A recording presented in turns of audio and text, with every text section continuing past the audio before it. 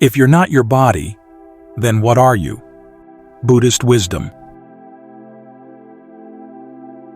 Close your eyes for a moment and ask yourself, who am I? Not your name, not your job, but who are you at the deepest level? What is this I that seems so obvious, so undeniable? Here's something that might unsettle you. You are not who you think you are. You are not one thing at all. According to one of the most profound discoveries in human history, you are 5 ongoing processes happening together, creating the illusion of a solid self. And none of these processes can rightly be called you. Throughout history, brilliant minds have divided the human being into 2 parts. Ancient Indian schools proposed an eternal Atman housed in a temporary body. Western dualism spoke of soul plus body. Modern materialism replaces soul with brain, but maintains the same structure, one deep, lasting core and one changing part. Different answers, same pattern, trying to find that one essential thing that is you. But 2,600 years ago, the Buddha discovered something radically different. He found that what we call a person is not 2 parts, but 5 aggregates. 5 categories of experience arising together, dependent on conditions, constantly changing. In the Anattalakkhana Sutta, the discourse on not-self, he declared, form is not self, feeling is not self, perception is not self, mental formations are not self. Consciousness is not self. Each aggregate fails the test of selfhood. None is permanent, controllable, or capable of protecting you from suffering. So if you're not your body, not your feelings, not your thoughts, not even your consciousness, what are you? This isn't a rhetorical question. It's an invitation to look directly at your experience and discover what the Buddha discovered. That the ending of suffering doesn't come from finding a true self hidden somewhere deeper. It comes from seeing clearly that there never was a separate permanent self to begin with. The Buddha called these 5 categories the Panca Khanda. Form, your body and material reality. Feeling, pleasant, painful, or neutral tone. Perception, recognition and labeling. Mental formations, intentions, habits, mental activities.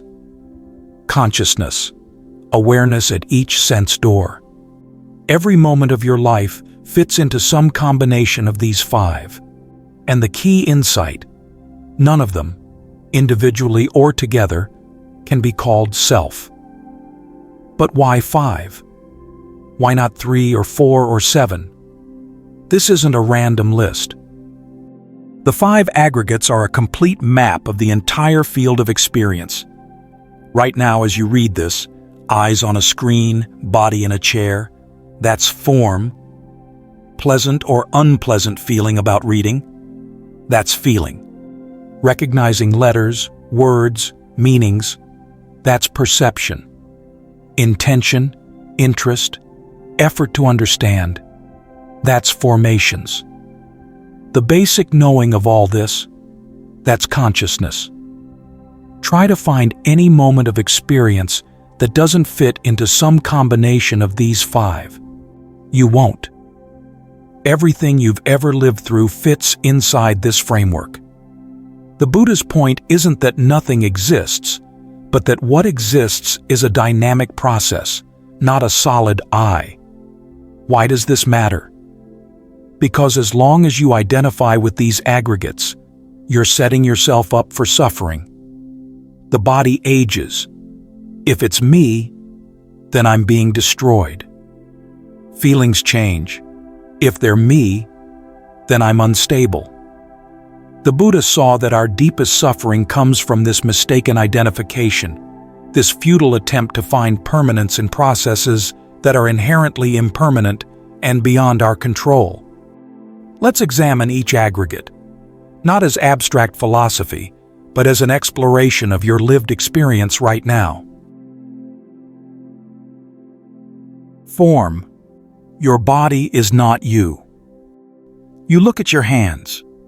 They seem solid, substantial, undeniably real. If anything deserves to be called me, surely it's this body that's been with you since birth, carrying your unique physical form. But let's look closer. The Buddha defined the form aggregate precisely. And what is form? The four great elements, and the form derived from the four great elements. This is called form. Not a single entity called body, but a collection of material elements. The earth element. Solidity in your bones, teeth, muscles. The water element. Fluidity in your blood, saliva, tears. The fire element. Temperature, heat, metabolic processes. The wind element. Motion in your breath, heartbeat, circulation. Right now, all four are present. Feel the solidity pressing against the chair. Notice moisture in your mouth. Sense warmth in your core. Feel the movement of breath. But none of these are permanent. The body you had 10 years ago is almost entirely replaced at the cellular level. Where is the me in this constant flux? In the great discourse on mindfulness, the Buddha teaches a practice of elemental analysis, learning to see this body not as one unified self, but as a temporary meeting point of elements. Like looking at the ocean and recognizing it's not one thing called ocean, but water, salt, minerals, movement, temperature, all coming together. When you can see, in this body, there is the earth element, water element, fire element, air element. Not as abstract concepts, but as lived reality, the body stops being mine in the old, possessive way. It becomes a natural process you're witnessing, not a possession you're clinging to. When you see the body as a process rather than a possession, aging and death become less personal, less threatening. The Buddha's penetrating test. If form were self, this form would not lead to affliction, and it would be possible to say, "Let my form be thus, let my form not be thus." But because form is not self, it leads to affliction. Can you command your body never to age, get sick, or die? Can you order pain to disappear? The body follows its own laws, arose from conditions you didn't choose, persists on conditions you can't fully control, and will cease from conditions you can't prevent. This isn't depressing. It's liberating. When you stop believing the body is you, its inevitable decline stops feeling like your decline. Its death stops feeling like your annihilation. The Buddha said, "Whatever is not yours, abandon it." Form is not yours. Not in the sense that someone else owns it, but that ownership itself is a fiction imposed on a process that was never possessible. When this understanding penetrates experientially, the body becomes something you experience rather than something you are. Feeling. Your emotions are not you. If feelings seem even more convincing as me, it's because they arise from within and color every moment. When you feel joy, you think, "I am happy." When you feel sorrow, it's, "I am sad." Feelings seem like the direct expression of who you are. The Buddha defines feeling, Vedana, as the affective tone when a sense base meets an object, pleasant, painful, or neutral. These 6 classes of feeling born of contact through the eye, ear, nose, tongue, body, and mind. Every sense door produces feeling constantly. Right now, feeling is present, the comfort or discomfort of your posture, curiosity or boredom as you engage these words. And crucially, you didn't choose these feelings. They arise automatically when conditions come together. The Buddha compares feelings to winds. Just as various winds blow, from east, west, north, south, cold and hot, gentle and fierce, so in this body, various feelings arise. Winds are ephemeral, ungraspable. You can't hold a breeze or push away a gust. Feelings are the same, arising and fading according to conditions beyond your control. But we don't treat feelings like wind. We grasp at pleasant ones, push away painful ones, ignore neutral ones. This is where suffering begins. In dependent origination, the Buddha mapped it precisely. With contact as condition, feeling. With feeling as condition, craving. With craving as condition, clinging. Leading to birth, aging, death, suffering. The chain isn't feeling itself, but craving reacting to feeling. Pleasant feeling triggers passion. Painful feeling triggers aversion. Neutral feeling triggers ignorance. In the Salatha Sutta, the Buddha distinguishes two kinds of people. The uninstructed person, struck by pain, adds mental anguish on top, sorrowing, lamenting, becoming distraught. Like a person shot by an arrow, then shot by a second arrow, they suffer two pains. The trained practitioner still feels the first arrow, unavoidable physical or emotional pain, but doesn't shoot the second arrow of mental proliferation, blame, resistance. The first arrow says, "This hurts." The second says, "This shouldn't hurt. I'm a failure. This will never end." And the Buddha's test applies. If feeling were self, it would not lead to affliction, and it would be possible to say, "Let my feeling be thus." But because feeling is not self, it leads to affliction. Can you command joy to arise right now? Can you order sadness to disappear?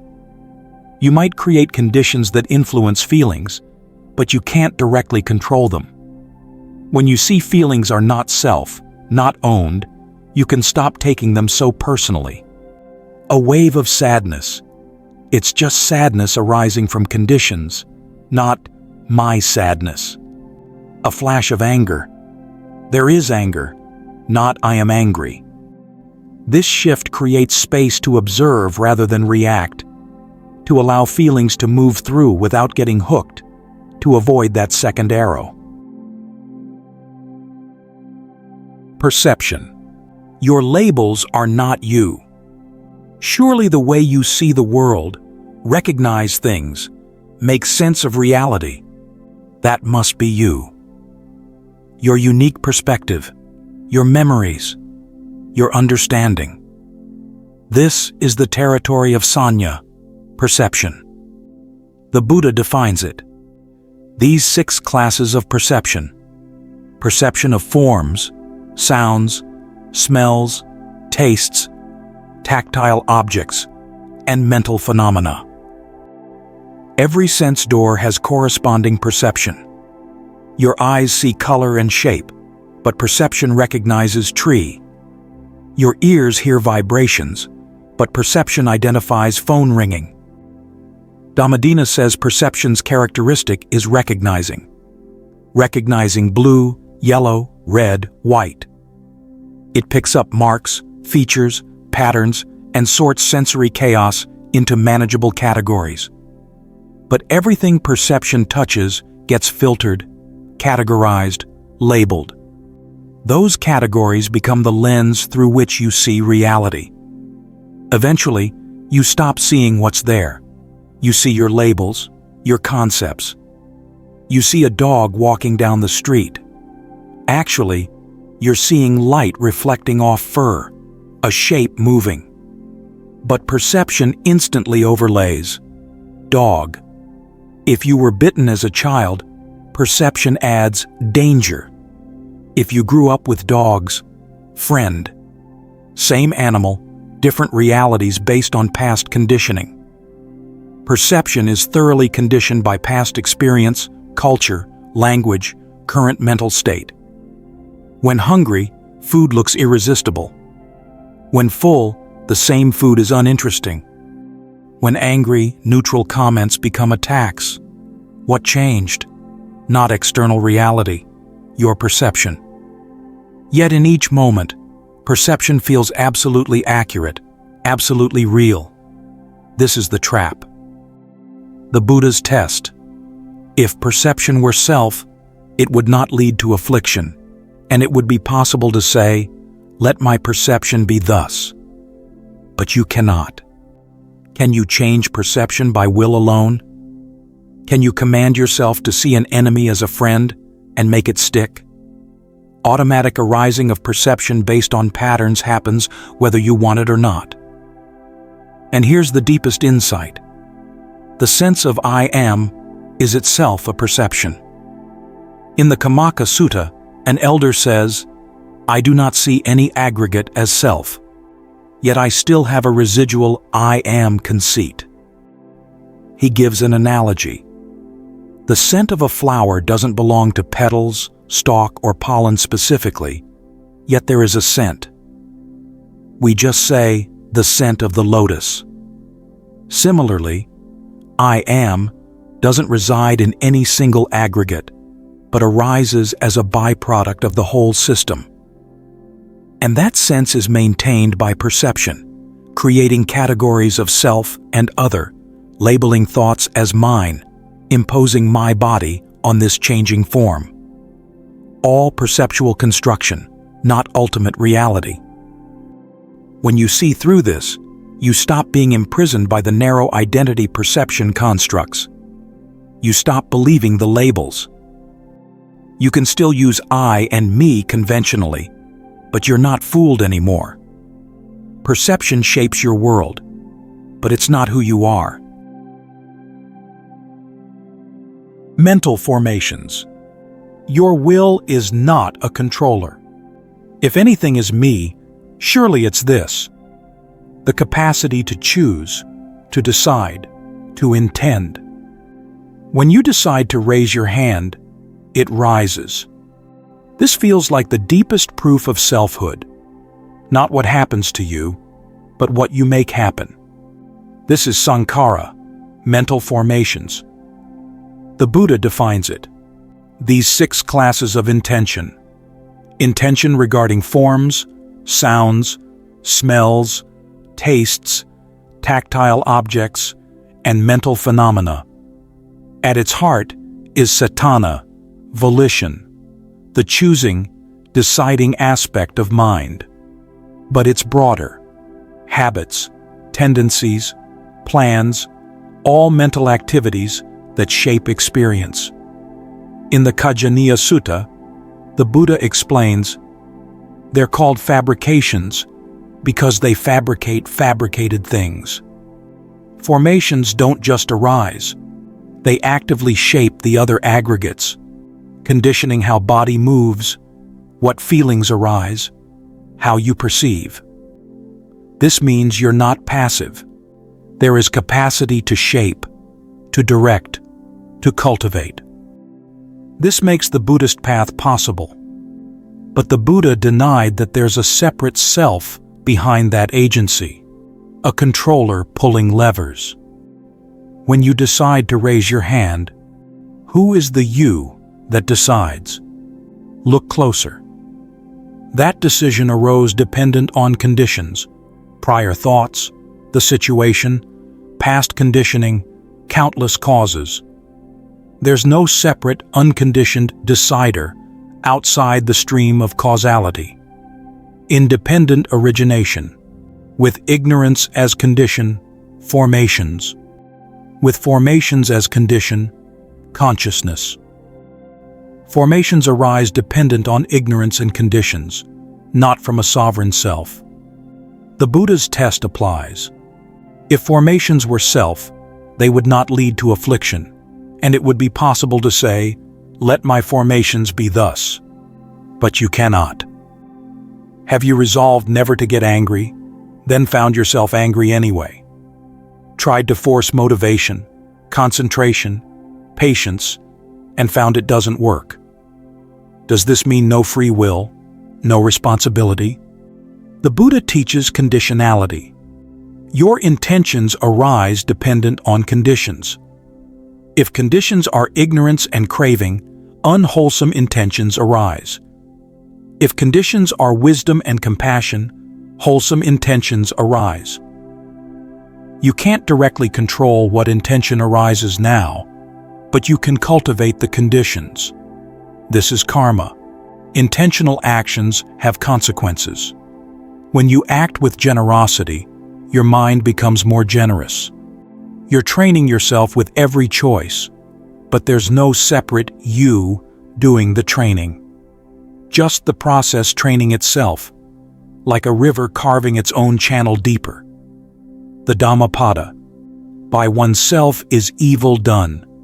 By oneself is one purified. Purity and impurity depend on oneself. This isn't affirming a solid self.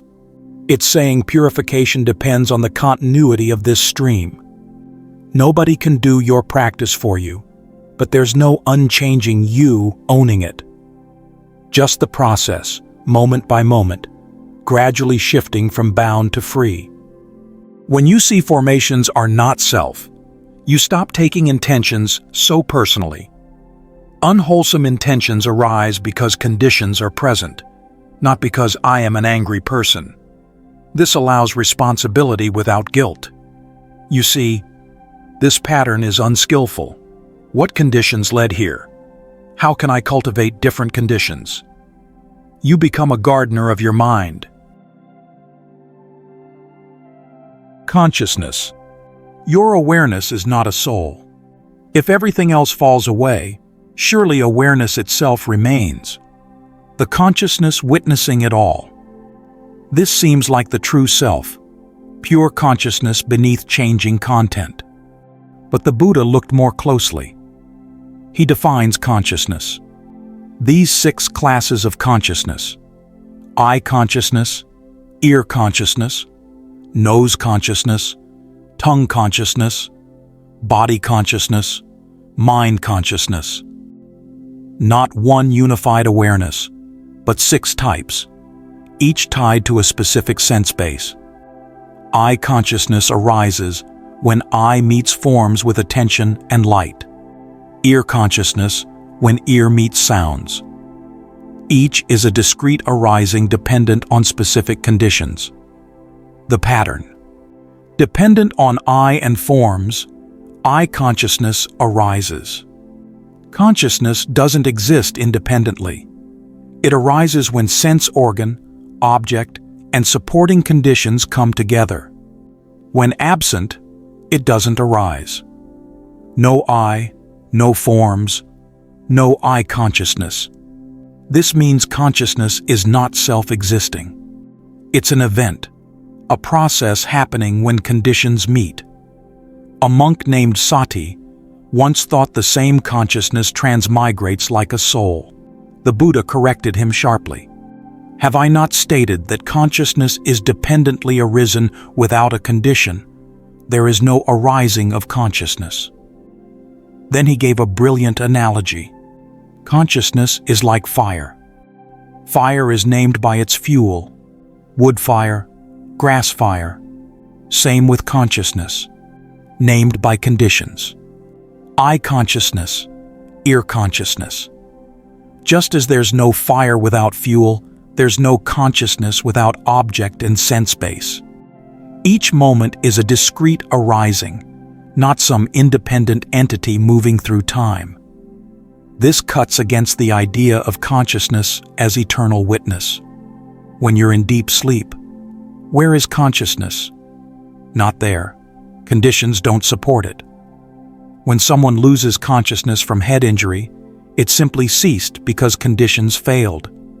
Independent origination, consciousness and name and form are mutually dependent. Dependent on name and form consciousness, dependent on consciousness, name and form. Like two bundles of reeds leaning on each other, remove one and both fall. Consciousness doesn't exist separately from mental physical processes. The Buddha's test. If consciousness were self, it would not lead to affliction, and it would be possible to say, "Let my consciousness be thus." But you cannot. Can you remain conscious during deep sleep by will? Can you prevent consciousness from ceasing when conditions break down? In the Bahia Sutta, the Buddha gives the most direct teaching. In the seen, only the seen. In the heard, only the heard. In the sensed, only the sensed. In the cognized, only the cognized. Then there will be no you in connection with that. This is the end of suffering. When seeing happens, just seeing, not I am seeing. When hearing, just hearing, not I, the hearer. When thinking, just thinking, not I, the thinker. Just bare arising of consciousness meeting object, with accompanying feelings and perceptions. When you stop adding I and mine, when you stop creating a separate observer behind experience, experience happens, but nobody is doing the experiencing. Seeing but no seer. Hearing but no hearer. Consciousness seems so intimate, so me. But examine it honestly. Is it one thing or discrete arisings, permanent or flickering? Under your control, or arising by its own laws. At each level, the same characteristics. Impermanent, conditioned, not fit to be called self. The Buddha's answer is simple. You are not a thing at all. You are five aggregates flowing together. Form, feeling, perception, formations, consciousness. Each one arising and passing according to conditions, none of them permanent, none of them truly yours. This isn't abstract philosophy. It's an invitation to look directly at your experience. When anger appears, is there an I separate from the heat and tension? When joy arises, is there a you possessing it? The freedom the Buddha discovered isn't found by uncovering some hidden true self. It's found by seeing that the separate, solid self you've been defending was never there. What remains isn't emptiness, but space. Room to meet life without the constant burden of being someone.